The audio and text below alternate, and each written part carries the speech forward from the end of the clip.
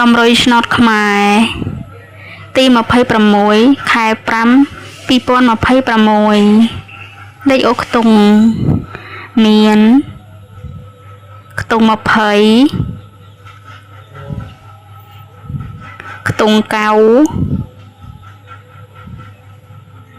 និងខ្ទង់ខ្សែលេខរងមាន25 91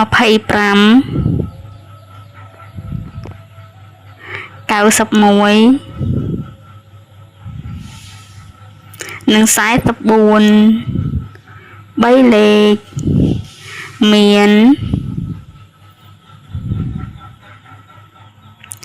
068និង304